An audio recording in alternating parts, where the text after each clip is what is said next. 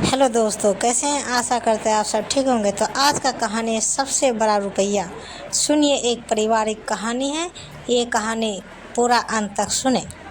बुढ़ापे में बेटा बहू और बेटी दामाद से मन सामान प्यार पाकर शेखर और सरिता को अपनी ज़िंदगी सुंदर सपने के समान दिख रही थी। लेकिन सपना तो सपना ही होता है। आँख खुलते ही व्यक्ति हकीकत की दुनिया में लौट आता है। बिल्कुल ऐसा ही शेखर और सरिता के साथ हुआ। सुख क्या होता है, इसका एहसास अब प्रौढ़ अवस्था में शेखर और सरिता को ही हो रहा था। जवानी तो संघर्ष करते गुजरी थी। कभी पैसे की किचकिच, कभी बच्चों की समस्याएं। घर के कामों के बोझ से लदी फदी सरिता को कमर सीधी करने की फुर्सत भी बड़ी कठिनाई से मिला करती थी। आमदनी बढ़ाने के लिए शेखर भी ओवर टाइम करता, अपनी ज़रूरतें कम करके भविष्य के लिए रुपया जमा करता। सरिता भी घर का सारा काम अपने हाथों से करके सीमित बजट में गुजारा करती थी। सेवानिवृत्त होते ही समय जैसे थम गया, सब कुछ शांत हो गया। पति पत्नी की भागदौड़ समाप्त हो गई। शेखर ने बचत के रुपयों से मनपसंद कोठी बना ली। हरे भरे पेड़ पौधों से सजे धजे लॉन में बैठने का उसका सपना अब जाकर पूरा हुआ था। बेटा पारस की इंजीनियरिंग की शिक्षा, फिर उसका विवाह, सभी कुछ शेखर की नौकरी में रहते हुए ही हो चुका था। पारस अब नैनीताल में पोस्टेड हैं। बेटी प्रियंका पति व बच्चों के साथ चेन्नई में रह रही थी। दामाद फैक्ट्री का मालिक था। शेखर ने अपनी कोठी का आधा हिस्सा किराए पर उठा दिया था। किराए की आमदनी, पेंशन और बैंक में जमा रकम की ब्याज से पति पत्नी का गुजारा आराम से चल रहा था। फिर घर में सुख सुविधा के सारे साधन उपलब्ध थे। सरिता पूरे दिन टेलीविज़न देखती, आराम करती या ब्यूटी पार्लर जाकर चेहरे की झुर्रियाँ मिटवाने को फेशियल कराती और इधर उधर भी घूमने चले जाती थी। शेखर हंसते हंसते, तुम्हारे ऊपर बुढ़ापे में निखार आ गया है, पहले से अधिक खूबसूरत लगने लगी हो। शेखर और सरिता सर्दी के मौसम में प्रियंका के घर चेन्नई चले जाते और गर्मी के मौसम जाकर पारस के घर में नैनीताल में गुजारते। पुत्री दामाद बेटा बहू सभी उनके सम्मान में झुके रहते। दामाद कहता, आप मेरे माँ बाप के समान हैं। जैसे वे लोग वैसे ही आप दोनों। बुजुर्गों की सेवा नसीब वालों को ही मिला करती है। शेखर सरिता अपने दामाद की बातें सुनकर गदगद हो उठते हैं। दामाद उन्हें अपनी गाड़ी में बैठाकर चेन्नई के दर्शनीय स्थलों पर घुमाता है, बढ़िया भोजन खिलाती है। नौकरानी रात को दूध का गिलास दे जाती है। सेवा करने में बहू बेटा भी कम नहीं थे। बहू अपने सास ससुर को बिस्तर पर ही भोजन की थाली लाकर देती और धुले कपड़े पहनने को मिलते। बहू बेटों की बुराइयों करने वाली औरतों पर सरिता व्यंग कसती कि तुम्हारे अंदर ही कमी होगी कि तुम लोग बहुओं को सताती होगी। मेरी बहू को देखो, मैं उसे बेटी मानती हूँ, तभी तो वह मुझे सुख और आराम देती है। शेखर भी दामाद की प्रशंसा करते ना थकते और सोचते, पता नहीं क्यों लोग दामाद की बुराई करते हैं और उसे यमराज कहकर उसकी सूरत से भी भय खाते हैं। एक दिन प्रियंका का फ़ोन आया। उसकी आवाज़ में घबराहट थी। माँ, गजब हो गया। हमारे घर में, फैक्ट्री में, सभी जगह आयकर वालों का छापा पड़ गया है और वे हमारे जेवर तक निकाल कर ले गए। तभी शेखर सरिता के हाथ से फ़ोन छीन कर बोले, यह सब कैसे हो गए बेटी? अब क्या होगा? जेठ के कारण सारी गलती उन्होंने ही की है।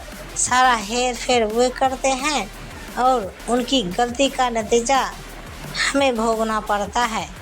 प्रियंका रोने लगी। रोते रोते प्रियंका शेखर बेटी को सांत्वना देते रह गए और फ़ोन कट गया। फ़ोन कटने के बाद वह थमसी कुर्सी पर बैठ गए। लगा जैसे शरीर में खड़े रहने की ताकत नहीं रह गई हो। और सरिता का तो जैसे आसमां ज़मीन से खिसक पड़ी, जैसे मानसिक संतुलन ही खो गया। वह पागलों की भांति अपने सिर के बाल नोचने लगी। शेखर ने अपने आप को संभाला। सरिता को पानी पिलाकर धैर्य बंधाया कि अवरोध तो आते ही रहते हैं, सब ठीक हो जाएगा। एक दिन बेटी दामाद उनके घर आ पहुँचे। संकोच छोड़कर प्रियंका अपनी परेशानी बयान करने लगी। पापा, हम लोग जेठ जेठानी से अलग हो रहे हैं। इन्हें नए सिरे से काम जमाना पड़ेगा। कोठी छोड़कर किराए के मकान में रहना पड़ेगा। काम शुरू करने के लिए लाखों रुपये चाहिए हमें। आपकी मदद की सख्त ज़रूरत है हमें। तो प्रियंका ने अपने पापा से ये बात बोला। तब दामाद हाथ जोड़कर सास ससुर से विनती करने लगा, पापा, आप लोगों का ही मुझसे सहारा है। आपकी ही मदद ना मिली तो मैं बेरोजगार हो जाऊंगा। बच्चों की पढ़ाई रुक जाएगी। शेखर और सरिता अपनी बेटी और दामाद को गरीबी की हालत में कैसे देख सकते थे। दोनों सोच विचार करने बैठ गए। फैसला यह लिया कि बेटी दामाद की सहायता करने में हर्ज ही क्या है। यह लोग सहारा पाने और कहाँ जाएंगे। अपने ही काम आते हैं अपने का। यह सोचकर शेखर ने बैंक में जमा सारा रुपया निकालकर दामाद के हाथों में थमा दिया। दामाद ने उनके पैरों पर गिरकर कृतज्ञता जाहिर की और कहा कि वह इस रकम को साल भर के अंदर ही वापस लौटा देगा। शेखर सरिता को रकम देने का कोई मलाल नहीं था। उन्हें भरोसा था कि दामाद उनकी रकम को लेकर जाएगा कहाँ।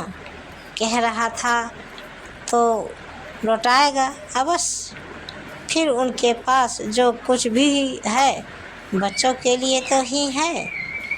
तो बच्चों की सहायता करना उनका फर्ज है। दामाद उन्हें माँ बाप के समान मानता है तो उन्हें भी उसे बेटे समान मानना चाहिए। अपना फर्ज पूरा करके दंपति राहत का आभास कर रहे थे।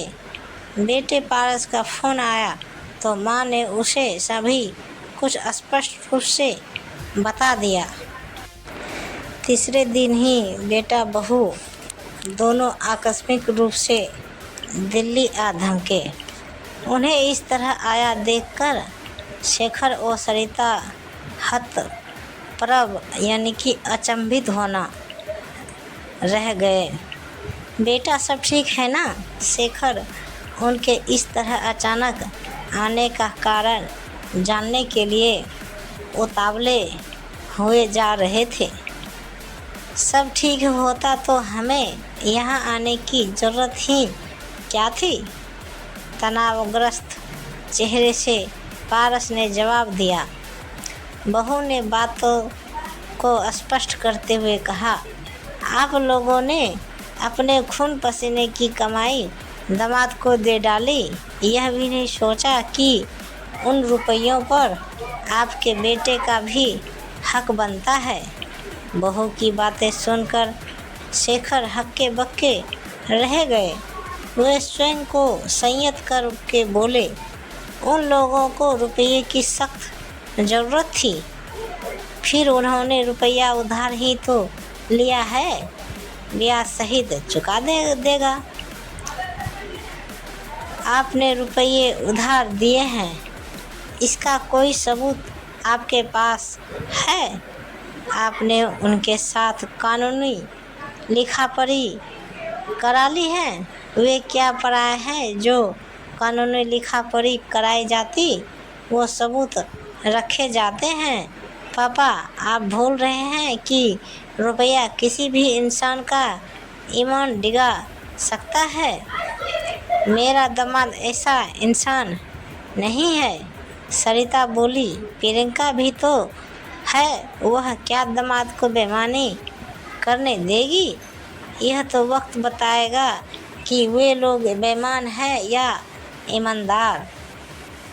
पर पापा, आप यह मकान मेरे नाम कर दें। कहीं ऐसा ना हो कि आप बेटी दामाद के प्रेम में अंधे होकर मकान भी उनके नाम कर डालें।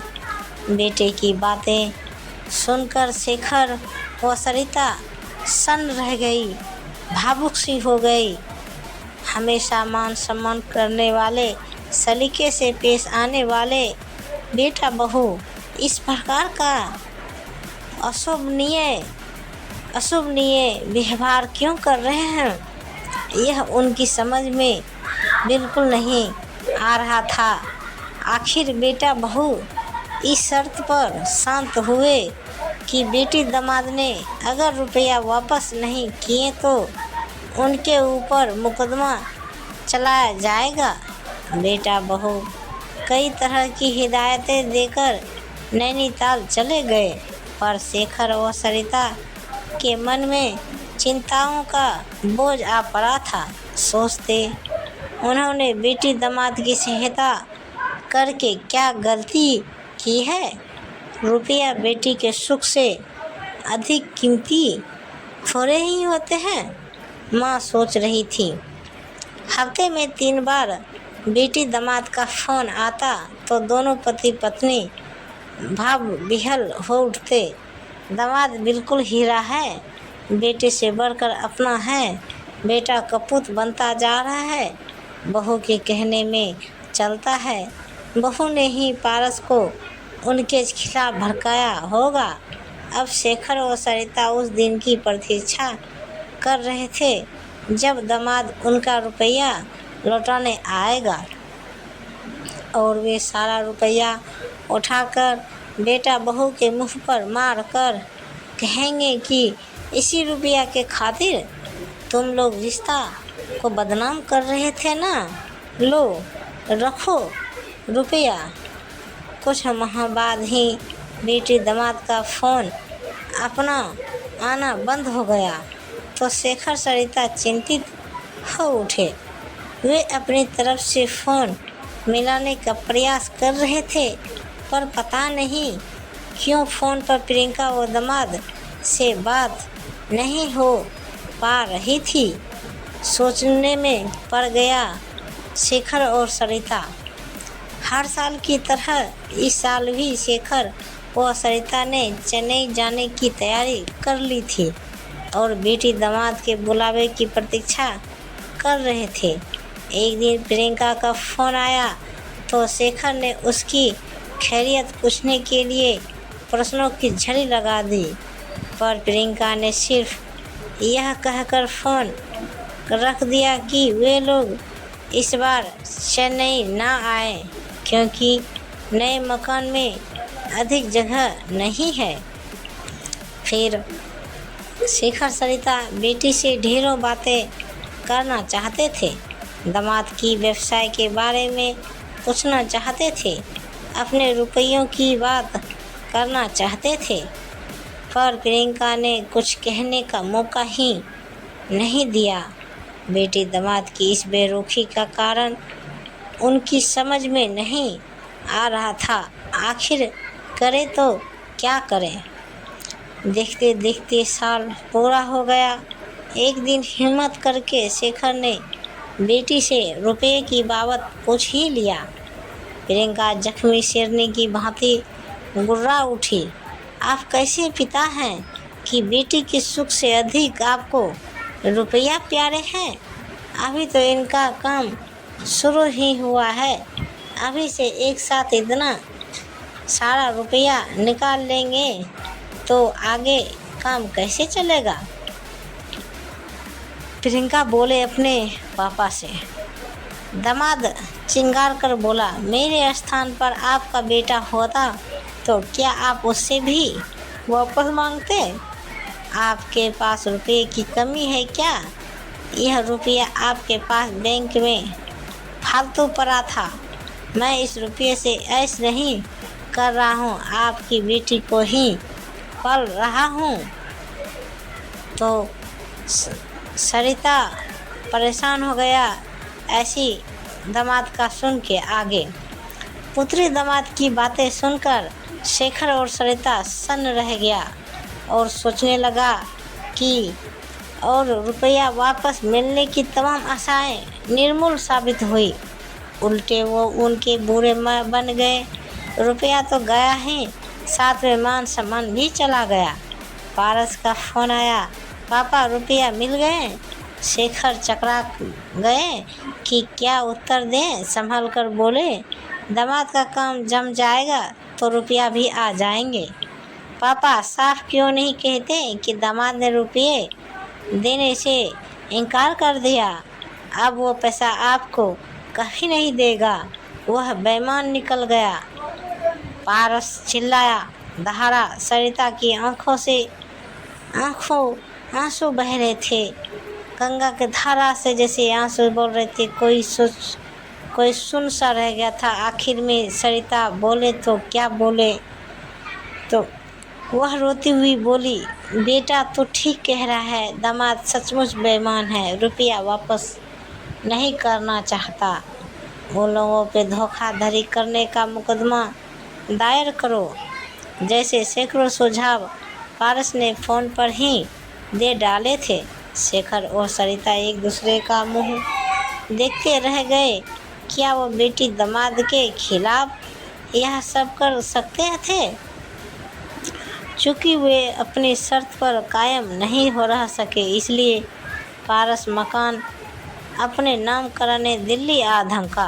पुत्री दामाद से तो संबंध टूट ही चुके हैं, बहू बेटा से ना टूट जाए, यह सोचकर दोनों ने कोठी का मुख्तियारनामा व वसीयतनामा सारी कानूनी कार्रवाई कर के पूरे कागजात बेटे को थमा दिया। पारस संतुष्ट भाव से चला गया। बोझ उतर गया।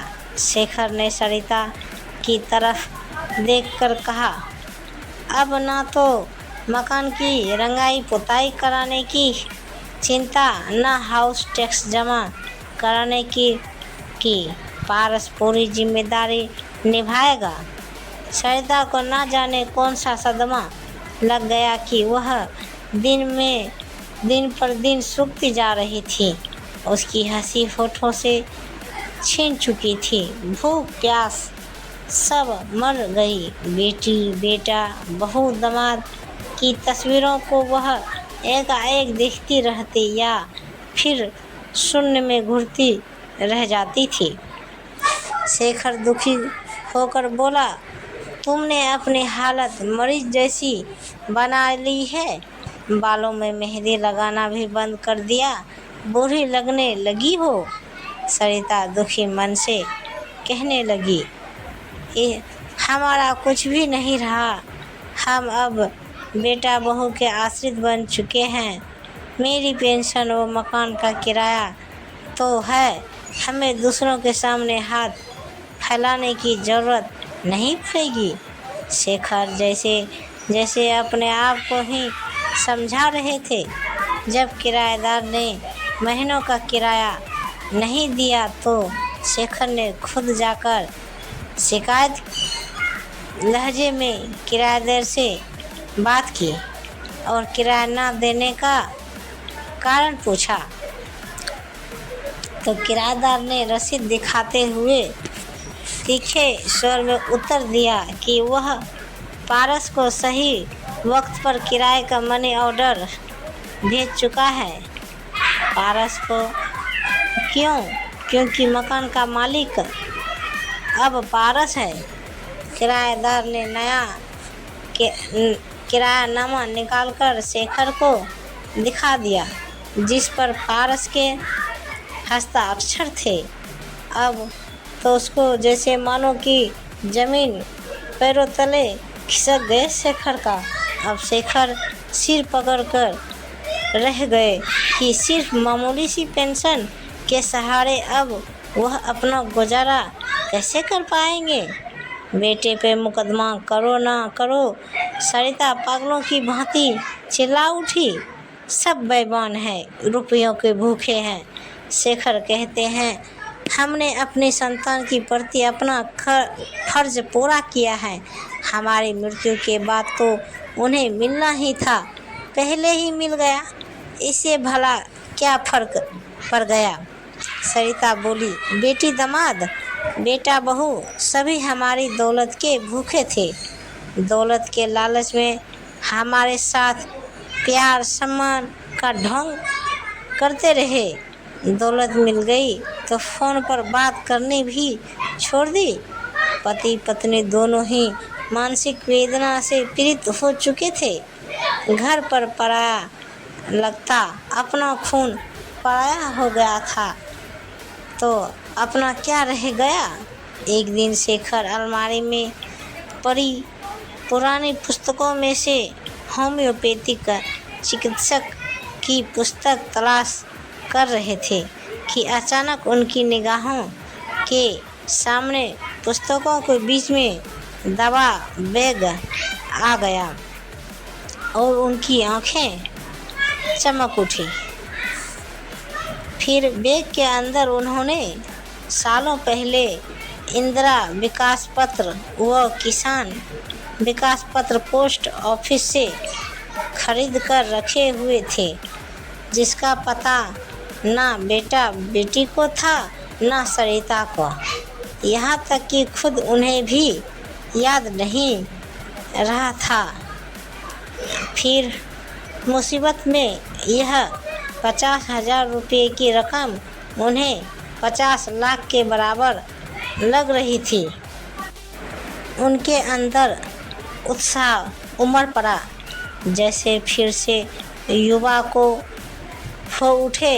हफ्ते भर के अंदर ही उन्होंने लॉन के कोने में टीन शेड डलवाकर एक प्रिंटिंग प्रेस लगवा ली।